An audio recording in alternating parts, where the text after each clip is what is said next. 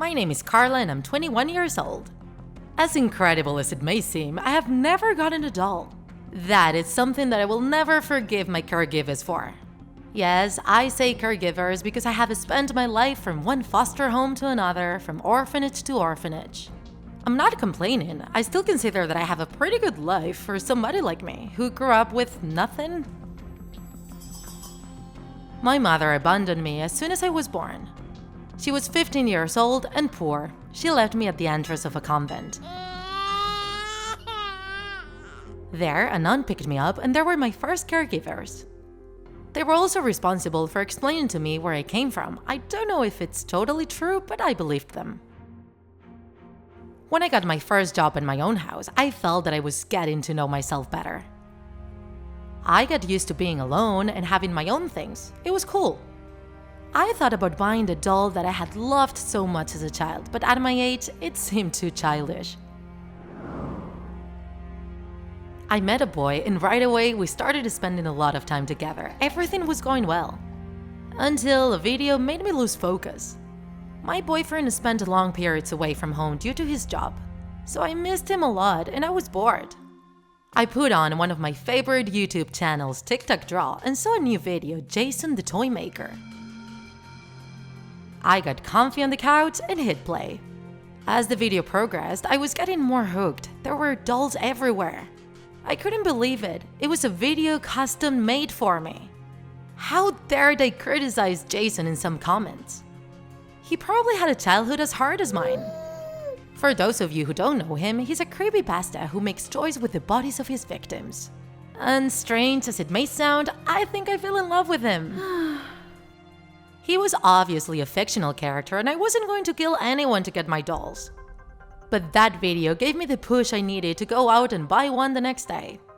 She was a beautiful China doll, blonde, with a blue dress. I put it on the shelf in front of my bed. That night, I felt different. It's gonna sound like I'm lying to you, but I felt like someone was looking at me all the time. I was uncomfortable in my own room. I laid on my stomach and tried to think of something else. It worked and I fell asleep. But right away, I started dreaming about Jason. He was so handsome. In a dream, he gave me a bunch of beautiful dolls. He was attentive and affectionate. I woke up right away. When I got up, I couldn't help but look at the shelf. The doll wasn't there. I got out of bed, anxious, and looked around the house.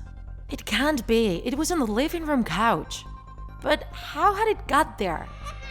Had I moved it before I fell asleep? Nah, I would remember. After thinking and thinking, I couldn't find an explanation. That night, I couldn't sleep. In the morning, I went to the supermarket and on the way, I saw something in a shop window that completely disturbed me.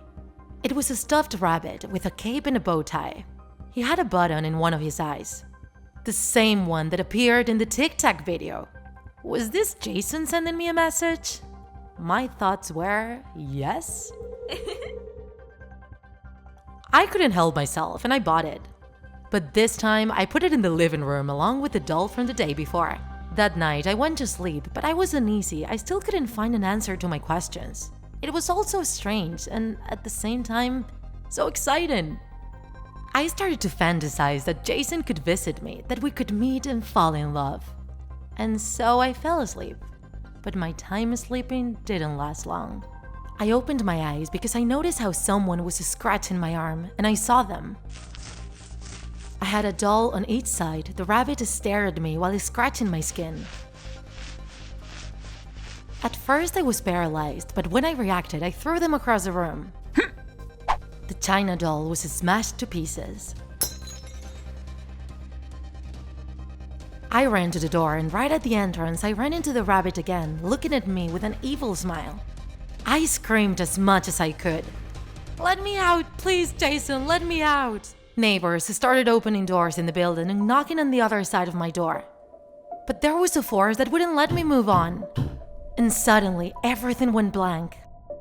I passed out and in my head, I only heard Jason's voice saying, "I'm not gonna show up, but soon you will see a new video on Draw to Life TikTak about me. You're not getting rid of your dear Jason so easily." If you enjoyed this video, don't forget to like it. And if you want to see more Draw My Life horror videos, subscribe to our channel.